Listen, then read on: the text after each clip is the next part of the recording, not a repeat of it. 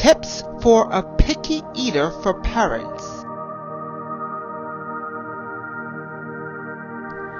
Most parents at some point encounter this obstacle. Trying to get your child to eat something you've made for dinner, breakfast, or lunch can be challenging.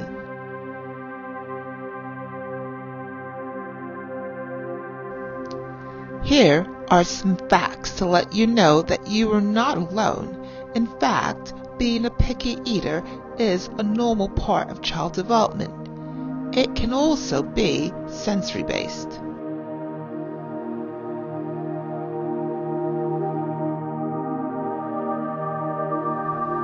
Breakfast, lunch, or dinner can end up as a standoff between you and your child. Will you be the one to relent, or will it be your child? Well, luckily for you, it doesn't have to be this way.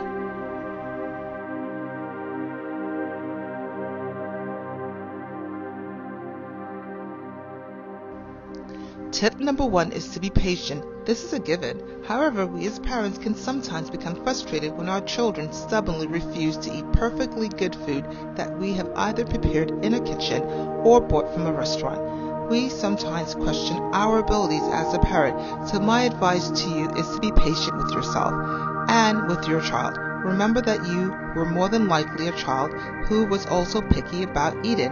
As parents, we should see our children through our childhood experiences. Remember, there are foods that we now eat that we would not eat as a child. Know that it is a long journey to develop a diverse food palate. Even today, there are still foods as a parent that we will not eat due to various non-medical reasons.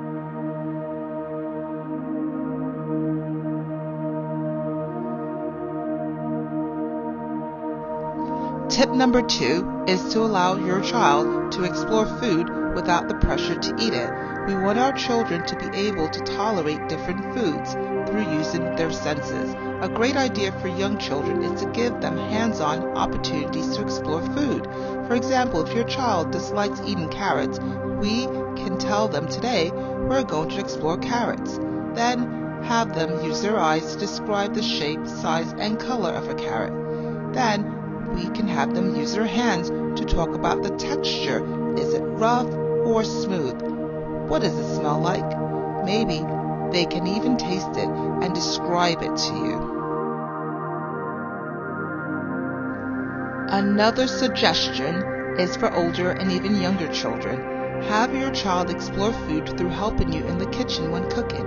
When no pressure is applied, children might be more inclined to try foods they might not typically eat, especially if they were in the kitchen preparing the meal.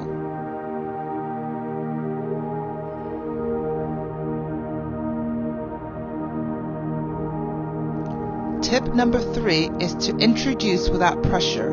When you introduce new foods to your child, start with a very small portion. Do not insist that they eat it because that might trigger resistance. Allow your child to ask questions about it. Answer as best as you can. You can even go as far as looking at YouTube videos or reading a book about how a particular food is grown. With older kids, you can talk about the benefits of eating new and different foods, and even how you prepared it. Through information, a child can feel better about new foods.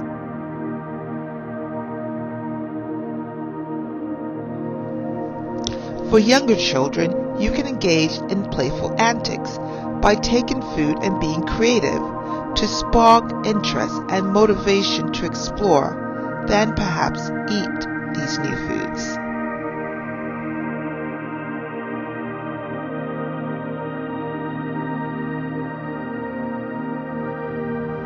Tip number 4 is to celebrate and reward each try. It is your job as a parent to get super excited when your child tries a new food. Tell your child how proud you are of them for trying something new. You can even reward them by allowing them to have a bit more of their favorite dessert or snack. By reinforcing the behavior with tangible rewards, you will be increasing the likelihood of your child continuing to expand their palate by eating new and different foods.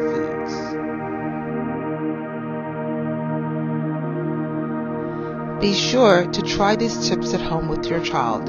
to see how well they will tolerate new and different foods.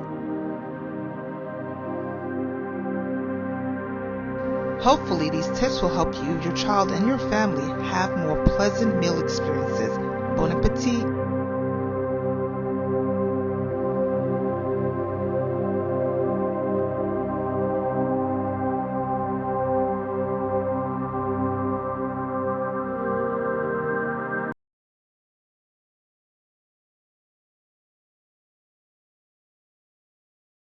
As a bonus, I've included 3 picture books for you to read with your picky eater at home. In addition, I have a book for parents with children who have extreme difficulty eating new and different foods.